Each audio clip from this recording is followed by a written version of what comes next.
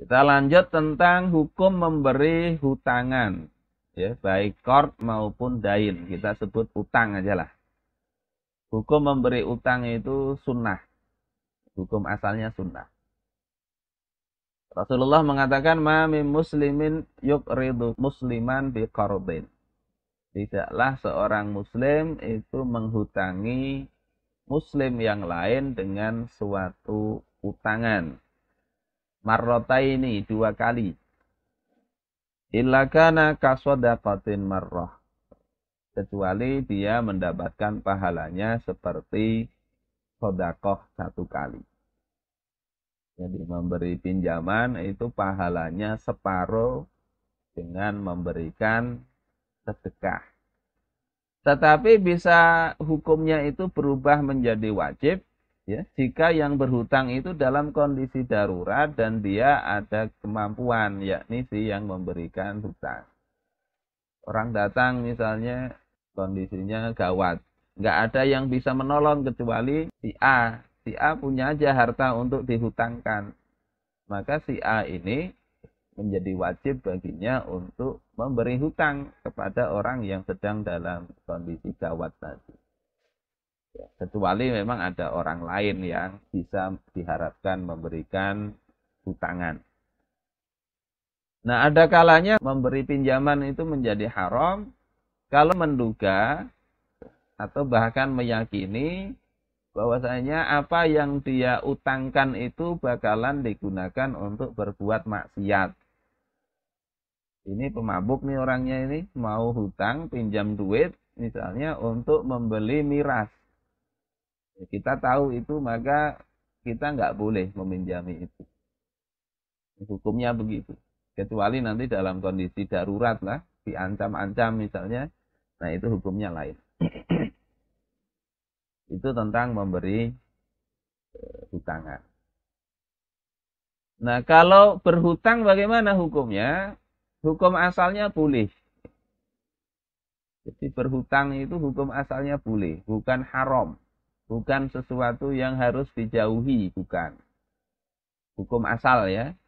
Tapi ada syaratnya. Syaratnya itu jika yang berhutang itu punya anggapan dia akan mampu membayar saat jatuh tempo.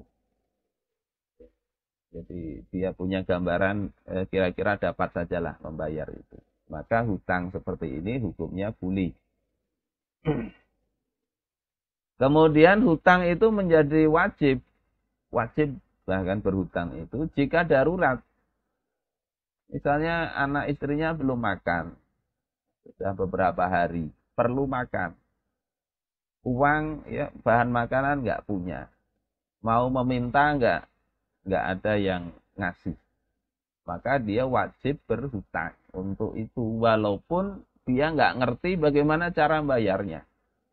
Itu wajib bagi dia berhutang. Bahkan di dalam kitab Nizamul Iqtisadi, kalau nggak ada yang ngasih hutangan pun dia bisa ngambil barang orang lain, ya, tanpa izin sekalipun. Dan itu tidak dikategorikan sebagai pencurian yang wajib dipotong tangan. Enggak. La qat'a fi zamanil maja'ah. Tidak ada hukum potong tangan di dalam masa paceklik. Orang sedang kelaparan mengambil harta orang lain untuk dia makan. Kemudian bisa jadi hutang itu haram. Berhutang itu bisa haram kalau tak terpaksa. Dan tak ada harapan yang bisa dia ambil nanti hasilnya untuk membayar hutang saat jatuh tempo. Orang sudah tahu aja gajinya misalnya satu bulan 5 juta, taruhlah begitu. Keperluan untuk menghidupi keluarga sudah 5 juta juga. Nggak ada penghasilan lain. Sekalinya kredit mobil misalnya, maka nggak boleh begitu. Nggak boleh. Haram kalau dia nggak ada gambaran dari mana untuk membayar hutang itu. Dan tidak dalam kondisi terpaksa. Nah, ini rujukannya di dalam kitabnya ulama Nusantara ini. Muhammad bin Umar Nawawi Al-Bantani di Nihayatuz Zain.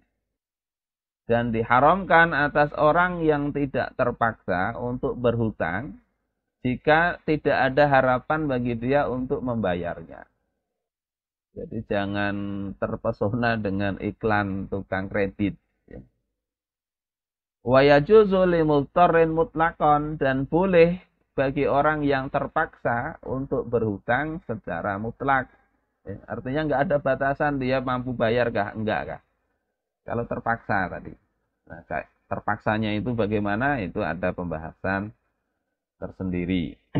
Nah, dalam kondisi terpaksa itu nggak usah takut-takut untuk berhutang.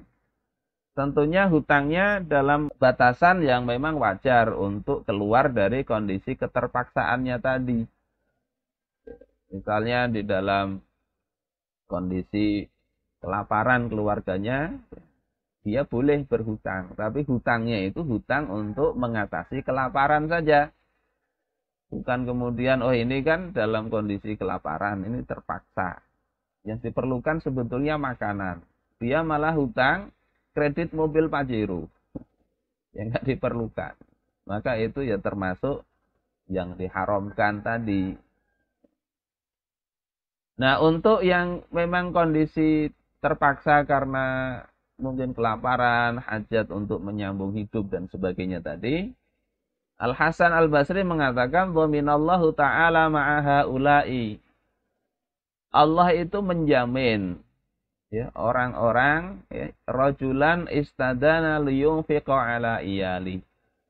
Seorang lelaki yang dia berhutang untuk menafkahi keluarganya. Allah jamin itu untuk bisa melunasinya. Jadi jangan sampai dibiarkan kelaparan, kurang gizi anak-anak itu. Jadi seperti itu. Tapi tadilah ini kaitannya memang dengan yang kita bahas di awal itu sikap dan sandaran hati. Yakni ini kewajiban dari Allah Subhanahu wa taala memberikan nafkah. Sementara Allah belum kasih rizki untuk nafkah itu. Bisa jadi rizkinya ya dengan berhutang. Kalau tidak begitu perlu, itu baiknya memang nggak usah berhutang. Hutang itu kan seolah-olah kita itu merasa pemberian Allah itu kurang. Itu kalau ada guru tasawuf di Martapura begitu. Jadi nggak mau berhutang. Asal masih bisa hidup dengan sehat. Kenapa? Tadi merasa kalau berhutang itu seolah-olah pemberian Allah itu kok nggak cukup ya. Bayangkan sampean punya anak. Ini nggak bermaksud menyamakan Allah dengan manusia, tidak. Sekedar ilustrasi. Sampean punya anak. Anak sampean itu tanggungan sampean. Sudah sampean kasih ini biaya hidup. Menurut sampean cukup ya. Ternyata anak sampean itu berhutang lagi. Secara adab walaupun nggak haram, itu agak kurang bagus. Kecuali tadi memang nggak cukup secara real. Nah, kalau begitu Allah yang akan menjamin. Wajtahada ala qadaihi. Dan dia sudah bersungguh-sungguh untuk membayar hutang itu. Jadi syaratnya tadi berhutang, perlu, dan memang sudah sungguh-sungguh. Falam yablugh hatta mata. Dia tidak sampai bisa melunasi hutangnya hingga dia mati.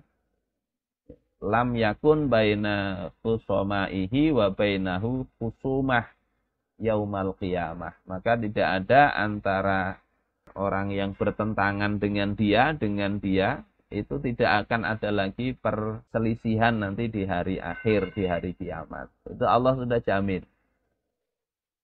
Tapi tadi ini syaratnya, jangan menggampang-gampangkan. Tapi harus berusaha untuk membayar. Kalau sudah sampai mati nggak terbayar ya sudah itu urusan Allah nanti. Walaupun dalam Islam nanti jadi urusan negara.